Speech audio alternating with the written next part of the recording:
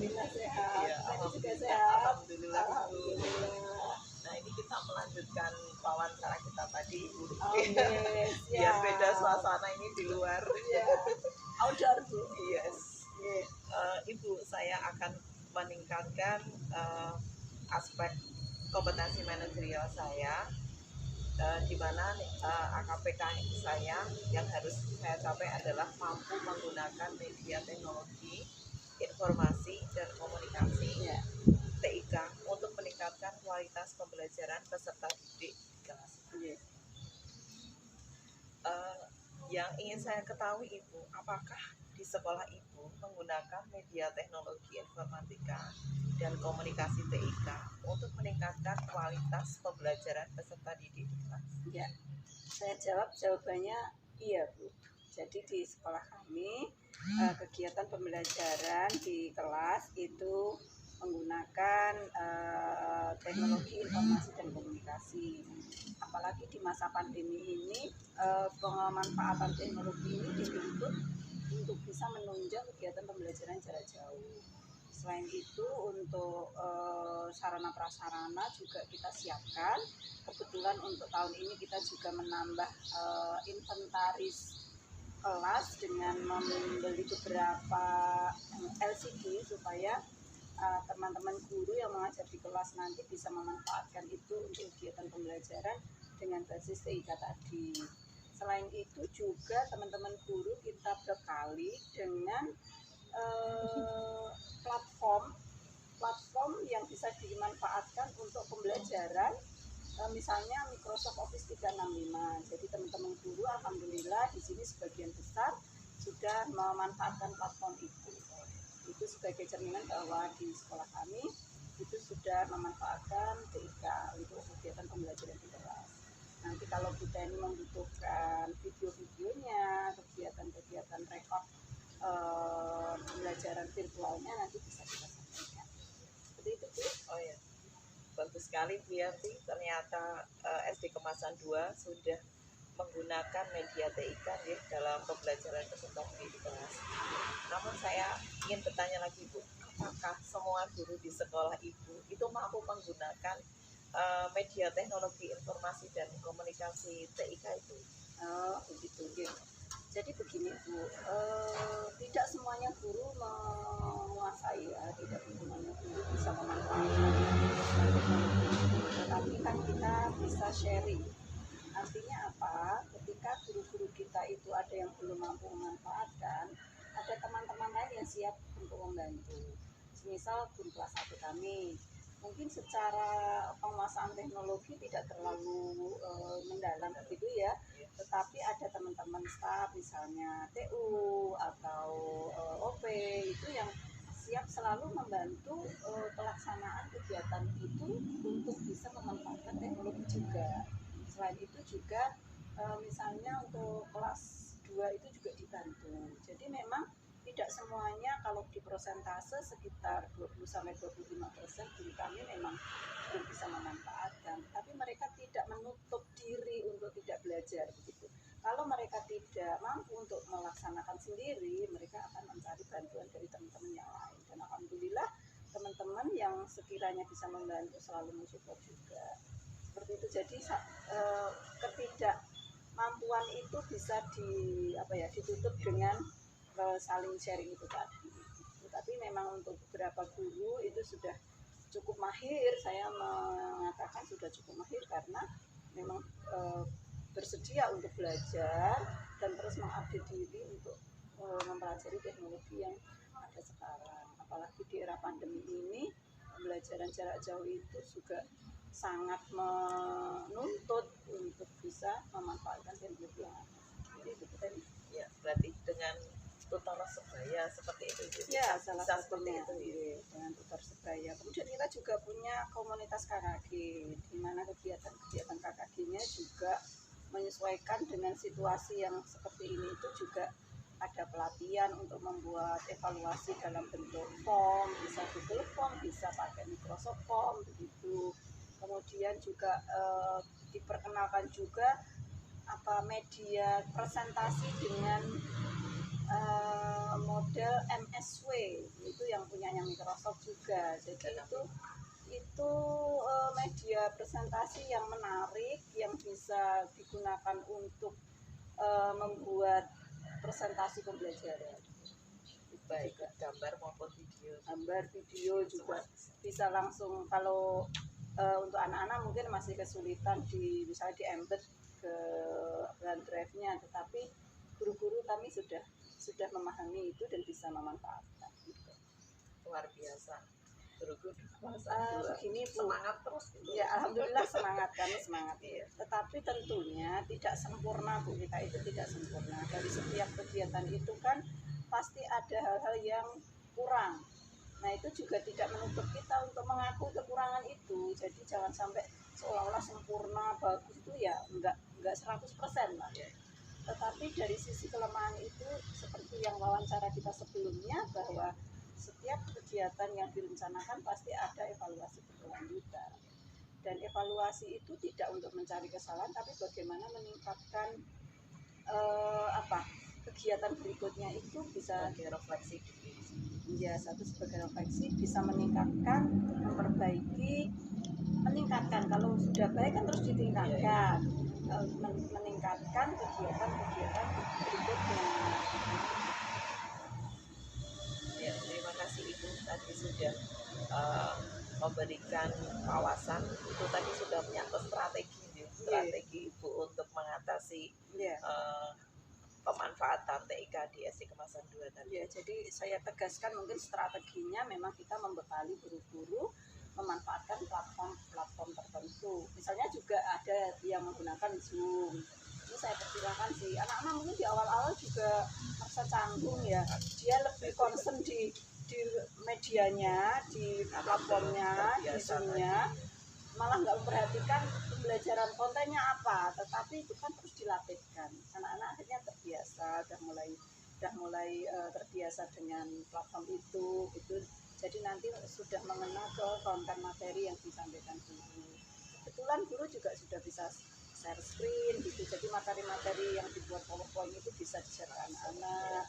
Kalau untuk diskusi itu misalnya teman-teman sudah membuat LKPD, lembar kerja peserta didik, itu nanti di-share di pembelajaran virtualnya itu. Jadi anak-anak yang menjawab apa, guru nanti menuliskan. Ya Ibu, terima kasih Ibu. Lalu tadi sebenarnya Ibu sudah menyampaikan beberapa jenis TIK-nya itu. Nah, namun saya ingin lebih tahu lagi jenis media teknologi informasi dan komunikasi apa saja yang digunakan guru untuk meningkatkan kualitas pembelajaran peserta didik di kelas selain yang Ibu sampaikan tadi ada Zoom kemudian. Ya, sejauh ini memang tidak banyak Bu. Kan juga pengenalan ke anak-anak itu kalau terlalu bergonta-ganti juga mereka juga ada kebingungan ya. Tetapi ada PPT online, itu juga sudah ada PPT yang offline punyanya Microsoft itu yang seringkali kita gunakan. Tetapi mencoba untuk menggunakan PPT online saya dorong sih. Tetapi kembalinya kan kreativitas guru itu tidak perlu saya batasi. Jadi bagaimana guru itu mengeksplor diri, kemudian menggali potensinya sendiri, itu hanya kita sebagai pendorong. Kemudian yang selanjutnya kita memfasilitasi, selain mendorongnya dibutuhkan apa. Nah repotnya kalau kita tidak menutup mata, ada sebagian guru yang aduh sudah susah angel. Nah kadang-kadang mindset yang sudah angel itu justru menutup pikiran kita untuk tidak mau terus mencoba. Nah itu ya tetap kita motivasi. Makanya kemarin untuk kelas 5 dan kelas 6 itu kan masih mengandalkan fisik untuk kegiatan pembelajarannya. Saya menyarankan minimal seminggu 2 kali atau sekali itu ada virtual meeting. Tujuannya apa? Satu, memperkenalkan anak-anak dengan teknologi. Yang kedua, gurunya juga harus terbiasa dengan teknologi. Walaupun memang situasi yang seperti ini mungkin dirasa musik menjadi pilihan yang cukup efektif, walaupun menyita banyak energi juga untuk guru-guru gitu. Memang mendorong gitu kan. Ya, jadi tidak sempurna hebat luar biasa sih menurut saya tidak. Cuman kita tidak menutup diri untuk terus belajar tentang teknologi kan. Saya meyakini kehidupan teknologi itu semakin kembali seperti kemarin, tapi semakin melejit pesat yang kita kadang-kadang besok sudah berubah lagi. Ini di Cina kabarnya sudah ada 6G ya Mbak ya, 6G. Kita baru 4G, di sana sudah ada 6G, ada 6G. Iya. Ya memang perkembangan iptek begitu luar biasa nih. Ibu, lalu dengan seperti itu, apa manfaat penggunaan media teknologi informasi dan komunikasi TIK untuk peserta didik? Awal teknologi itu kita perkenalkan itu justru membuat anak itu ya kadang-kadang stres, tidak hanya orang tuanya, gurunya, tidak hanya orang tua dan tidak hanya siswanya, tapi orang tuanya juga ikut stres. Tetapi kan kita, karena kita punya mindset, kita buka pikiran kita seluas-luasnya untuk terus belajar, akhirnya anak-anak ini juga mendapatkan manfaat yang banyak dari teknologi ini. Manfaatnya misalnya anak-anak mengenal teknologi itu juga untuk bekal kehidupan mereka di masa yang akan datang. Kemudian manfaat berikutnya, mereka sudah mulai terbiasa dengan memanfaatkan teknologi untuk pembelajaran, sehingga pembelajaran ini tidak terkendala adanya pandemi COVID-19. Walaupun pastinya tidak seideal ketika situasinya normal, tetapi semaksimalnya kegiatan pembelajaran ini kita laksanakan dengan berbagai strategi dan cara yang bisa kita tempuh, salah satunya dengan memanfaatkan teknologi. Kalau dulu orang mungkin masih ilfil ya, sekolah kok di rumah gitu ya. Ada homeschooling ya waktu itu yang dicanangkan oleh Kak Seto ya. Kita masih menutup sekolah kok di rumah sih gitu. Nanti sosialisasinya bagaimana? Ya memang ada plus minusnya juga gitu. Cuman sekarang dituntut untuk sekolah di rumah gitu loh. Akhirnya mau tidak mau ya homeschooling itu harus kita lakukan dan anak-anak harus mulai terbiasa. Kalau saya mengutip apa yang disampaikan oleh Bapak Menteri, Mas Menteri kita harus nyaman dalam ketidaknyamanan ini, sampai mengalahkan ketidaknyamanan ini menjadi kenyamanan kita itu. Saya mengutip, saya sering ingat itu kata-kata iya. Kayak gitu Bu. Ya, Bu. Jadi dengan seperti itu, apakah peserta didik di sekolah Ibu merasa senang jika pembelajaran di kelas itu menggunakan media teknologi informatika dan komunikasi atau TIK? Baik, begini Bu, sebuah perubahan itu pasti menimbulkan pro dan kontra. Ada yang langsung mengadaptasi itu dan bisa menyesuaikan, ada yang cukup waktu lama untuk menyesuaikan. Menurut pengamatan saya, kan saya juga mengamati bagaimana pembelajaran di kelas melalui Zoom tadi, kemudian media-media yang dibuat oleh guru, soal-soal form yang dibuat oleh guru. Mereka senang karena mereka mungkin tipe generasi Z dan Z ya. Jadi mereka memang zaman mereka untuk teknologi. Kadang gurunya belum tahu, mereka malah sudah tahu duluan. Nah ini menurut saya sih siswa senang dengan kegiatan ini, cuman memang ada sisi kelemahan ketika kegiatan ini melulu di rumah dan menggunakan teknologi, itu ada kebosanan. Saya menyadari banget itu. Dan anak-anak apalagi untuk usia SD itu kan geraknya lagi banyak-banyaknya, ngomongnya lagi banyak-banyaknya, pengennya kan mengekspresikan seluruh energi psikomotornya. Nah ketika harus dikurung di rumah ya tentunya ada kejenuhan dan nah ini memang tidak mudah PR kita itu iya, pendidik dan orang tua.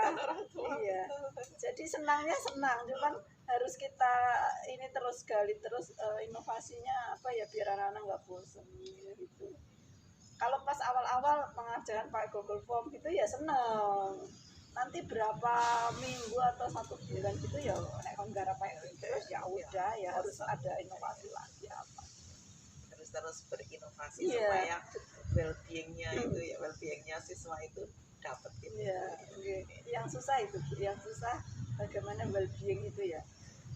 Kadang-kadang guru mendorong sebegitunya, tetapi ketika di rumah orang tua kurang mendukung itu juga nggak efektif.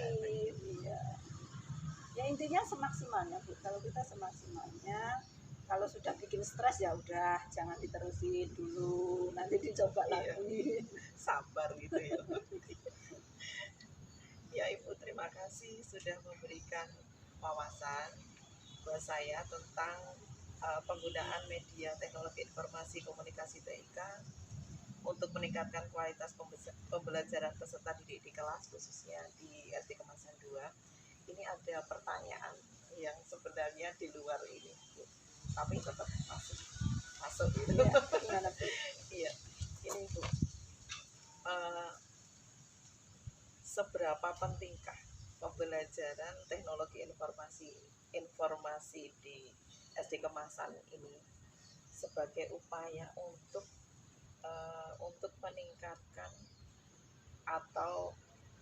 meningkatkan kemampuan peserta didik menghadapi pendidikan pada abad 20. Menurut saya kalau seberapa penting pertanyaannya Iya. itu besar banget pentingnya, atau Penting sangat sekali. penting sekali.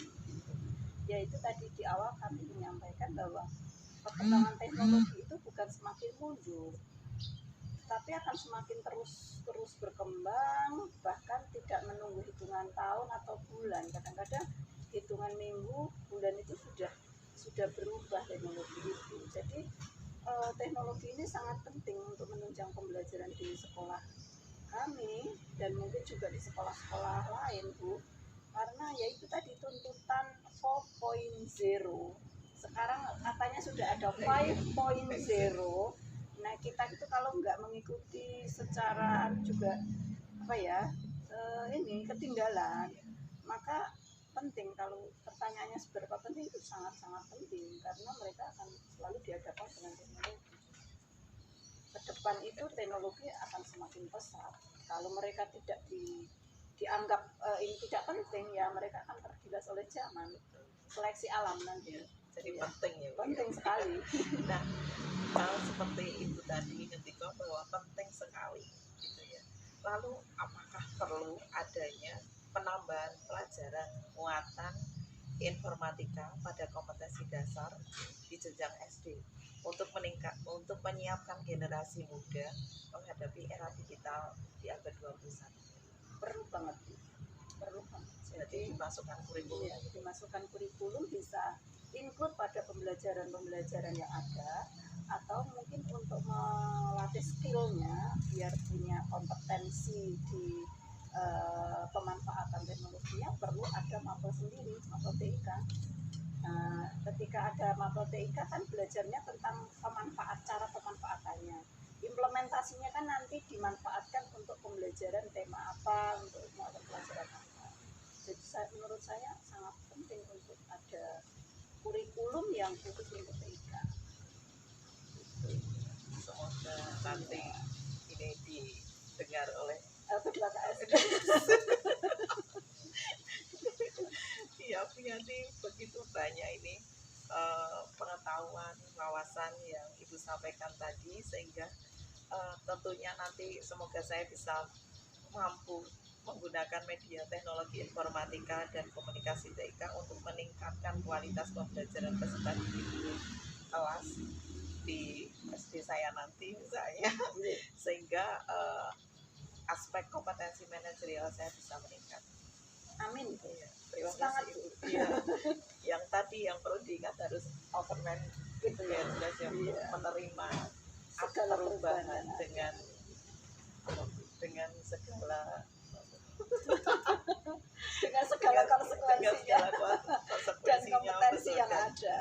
Ya, saya masih ingat Pak Kabit pernah menyampaikan ya, tinggalkan kebiasaan dan ikuti perubahan. Itu Pak Kabit. Tinggalkan kebiasaan dan ikuti Dr. perubahan. Andes Wahyono MPD pernah menyampaikan pada sambutan kegiatan seperti itu. Tinggalkan kebiasaan, ikuti perubahan. Iya, itu ingat itu semua ya.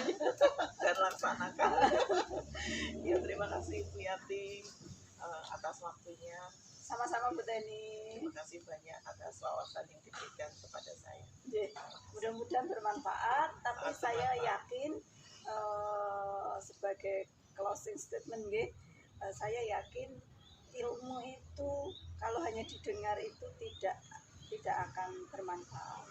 Dan ketika kita tapi mendengar itu satu hal yang penting sebagai bekal wawasan buat kita. Saya yakin dari hasil wawancara kita tadi masih banyak hal yang kurang, dan Bu Teni nanti bisa mendapatkan hal-hal yang lain dari teman-teman yang lain, dari kepala sekolah yang lain, bagaimana sudut pandang beliau untuk melihat situasi kegiatan pembelajaran maupun manajerial di sekolah masing-masing. Maka semakin banyak kita punya kekayaan informasi, kita semakin bisa menentukan langkah apa yang harus kita ambil. Jadi saya menyadari tidak sempurna, tidak semuanya baik, tetapi mari apa yang poin-poin intisari dari pembicaraan ini mungkin bisa diambil poinnya dan ditambahkan dengan poin-poin yang masih banyak berkeliaran di sana-sana. Insya Allah.